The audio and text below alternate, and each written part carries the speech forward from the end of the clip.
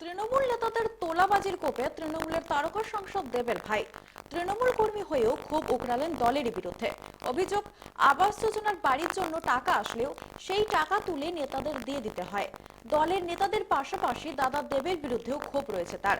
বিক্রমের দাবি, আমি তৃণমূলের কর্মী হলেও আমার কাঁধে বন্দুক রেখে স্বীকার করছে দলের কর্মীরা। যদিও ঘটনায় অভিযোগ অস্বীকার করেছেন কেশপুর ব্লক তৃণমূলের সভাপতি। অস্বস্তিতে কেশপুর তৃণমূল।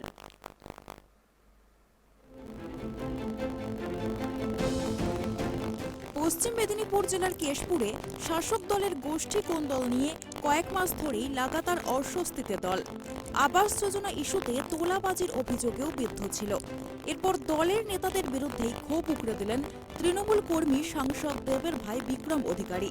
জানালেন, আমার কাঁধে বন্দুক রেখেই স্বীকার করছে দলের লোকজন, সামান্য ইস্যুতেও টাকা তোলা হচ্ছে। তৃণমূল ব্লক সভাপতির দাবি, প্রতিনিয়ত বিক্রমের সঙ্গে কথা হলেও এই ধরনের অভিযোগ নতুন শুনলাম, খতিয়ে দেখব। তৃণমূলের তারকা সাংসদ দেব তথা দীপক অধিকারীর জন্মভিটে কেশপুরের মহিষদা গ্রামে। বর্তমানে সপরিবার দেব কলকাতায় থাকলেও গ্রামে থাকেন তার জেঠু ও তাদের পরিবার। দেবের জেঠুর ছেলে বিক্রম অধিকারী, তিনি নিজেও তৃণমূল কর্মী বলে দাবি। পূজা অর্চনা করে কোনোভাবে সংসার চলে দুই নাবালিকা মেয়ে ও স্ত্রীকে নিয়ে।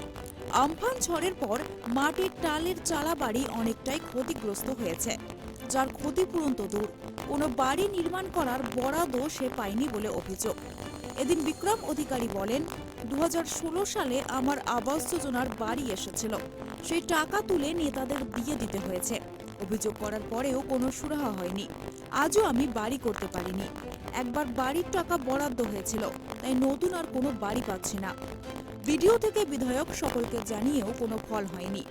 দলের নেতাদের ঘুষ না দিলে কোনো কাজ হয় না। দাদা বা অন্যান্য নেতৃত্বদের কান অবধি পৌঁছাচ্ছে না বিষয়টা। বিক্রমের দাবি, আমি তৃণমূলের কর্মী হলেও আমার কাঁধে বন্দুক রেখে স্বীকার করছে দলের কর্মীরা। সামান্য কারো সমস্যা হলেই সমাধানের নাম করে টাকা তুলছে। অভিযোগ বলতে 2016 বাড়ি এসেছিল, ওখানে টিএমসির নেতাদেরকে সমস্ত টাকা তুলে দিয়ে দিতে হয়েছে। এবার অভিযোগ করছি, আর তো বাড়ি পাচ্ছি নি, বাড়ি তো ভাঙা ভুঙি সব, তাদেরকে দিতে হয়েছে, নাহলে টাকা না দিলে বাড়ি আসবে না, এরকম সব। আর এবার তো এখন আর বাড়িও করতে পারছি না, এত বড় বাড়ি পড়ে যাচ্ছে, ভেঙে যাচ্ছে, জল ঢুকছে, কিছু করা যাচ্ছে না। তাই যারা এখানে মানে নেতা যারা আছে তাদের পাবলিকের সঙ্গে হচ্ছে নিশ্চয়। দাদাও তো জানেনি যে হচ্ছে এই সকল, সে উপর মহলে তো কোনো খবরই যায়নি, জানলে তো তারা তো হেরি ফেরি করে বুঝতো। আর খবরে প্রচার হচ্ছে নিশ্চয়, তারাও গুরুত্ব দেয়নি। শিউলি শাহকে জানিয়েছি, শিউলি শাহ তখন হাইলাইট হওয়ার পর শিউলি শাহ রাত্রেবেলা নিয়ে গেল 500 টাকা দিয়ে, একটি তিরপল দিয়ে, বলছে আমি বাড়িও দিচ্ছি, বাড়িও দেবো আসলে, আর হচ্ছে কাজও একটা দেবো, দিয়ে আজ পর্যন্ত কিছু আর নেই। ঘটনায় অভিযোগ অস্বীকার করেছেন কেশপুর ব্লক তৃণমূলের সভাপতি প্রদ্যোৎ পাজা। শনিবার প্রদ্যোৎ পাজা বলেন, প্রতিদিনই বিক্রমের সঙ্গে আমার কথা হয়, কিন্তু তার এই ধরনের অভিযোগ নিয়ে কোনোদিনও কোনো কথা বলেনি। বিষয়টা নতুন করে শুনলাম, আমরা কথা বলবো তার সঙ্গে।